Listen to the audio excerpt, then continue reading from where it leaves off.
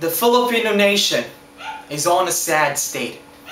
Its institutions continue to crumble and degrade as tendrils of corruption extend far beyond every strata of the government and into every aspect of society.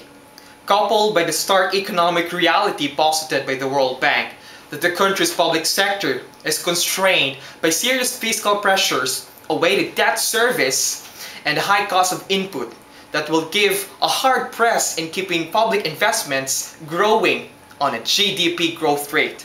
With these facts, 2010 and beyond is truly a time of awakening for the Filipinos to build a future.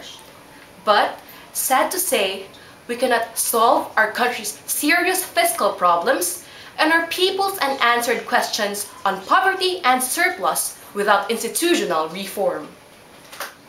In the Global Economic Report for 2009 and 2010, it listed corruption rated at 24.4%, inefficient government bureaucracy at 20.6%, inadequate supply for infrastructure at 15%, policy instability at 12.6%, and access to financing at 5.2%. as the most problematic factors in doing business in the Philippines. Indeed, graft and corruption has become widespread, that extends across every fabric of the society, that accounts for leaks in government spending and inefficiency. For many years, revenue collection has been exasperated by corruption that led to the rising of taxes to cover myriad inefficiencies. That is right, and only when we guarantee that the agents of justice are far from reproach will people believe the seriousness of any campaign against graft and corruption. And lead to reduced inefficiency in revenue collection and spending that will improve our capacity to generate revenue, to pay for the nation's large debt, and to finance future programs. Importantly, the next administration must make a substantial budget reform as top priority as part of the overall strategy of institutional reform.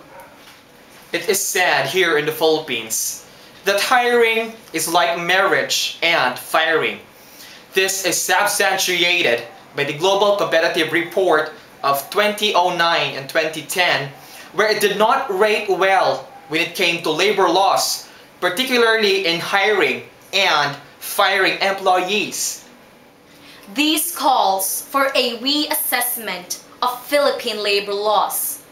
The stark reality is that Philippine labor laws need to equally treat both employer and employee fairly. Further, it must give employers greater liberty in providing just compensation, just as it ought to give employees the freedom to leave with due notice. In the last decade, our country has seen a degradation of democratic foundations and its civil liberty constantly under assault. Likewise, the government has evoked executive privileges to shield the public from knowing the truth. It is an imperative to reverse this course. Essential information about government officials and government transactions must be transparent. Making information free is a first and important step to creating a true government transparency.